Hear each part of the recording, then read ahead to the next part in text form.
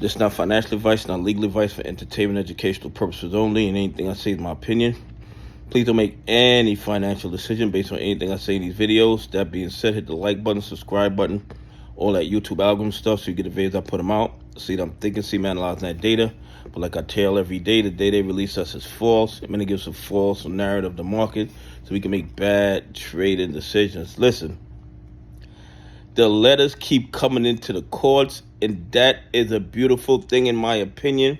The more retail investors nationally and internationally that let the courts know how they were taken advantage of by the bad actors, how the fraud and manipulation in the market has cost them financially, emotionally, physically.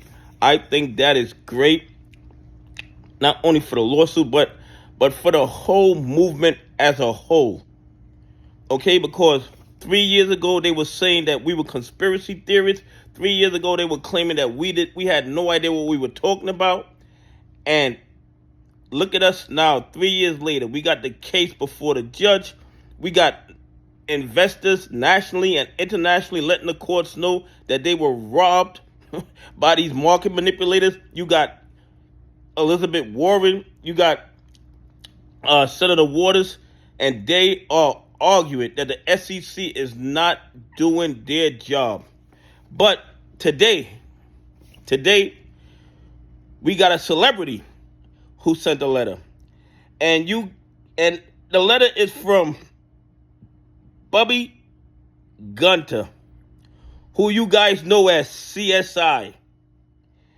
And CSI focus seems to be he cannot believe that FINRA, DTCC, the SROs can claim that they have absolute immunity from prosecution for committing crimes.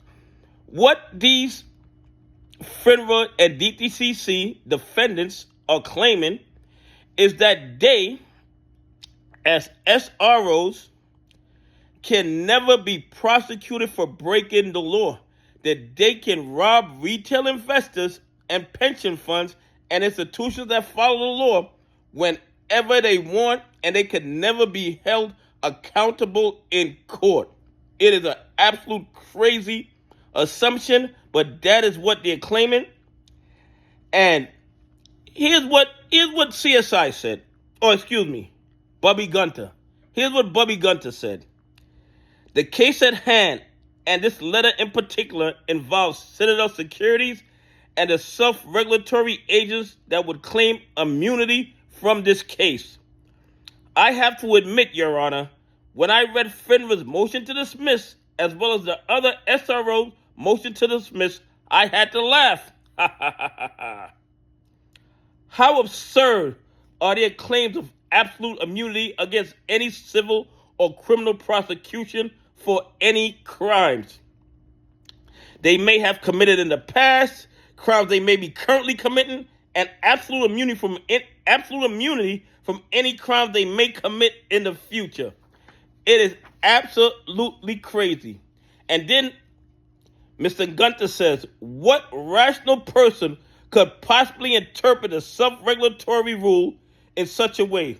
While it is true, self-regulatory agencies enjoy absolute immunity from prosecution, the absolute immunity clause is not a shield from criminal activity.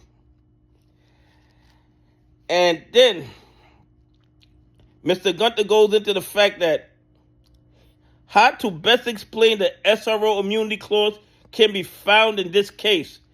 If His Honor makes a ruling in this case and the ruling is overturned on appeal, then the litigants could sue His Honor for making the initial ruling. This judicial immunity is essential for judges to make decisions without fear for personal liability.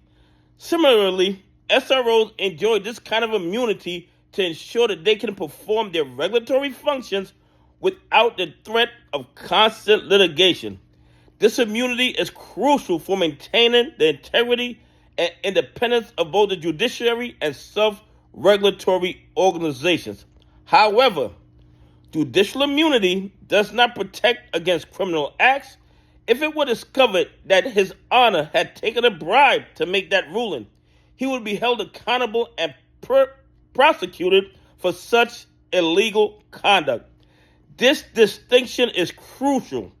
While SROs, like judges, are protected from lawsuits regarding their official decisions, they are not above the law when it comes to criminal behavior. And I'm going to tell you guys something. This is very, very important. When FINRA allows 10 times the float of AMC, GME, or another stock to be traded, and they close their eyes to all those counterfeit shares, they are a party to the AMC GME RICO conspiracy. You can't claim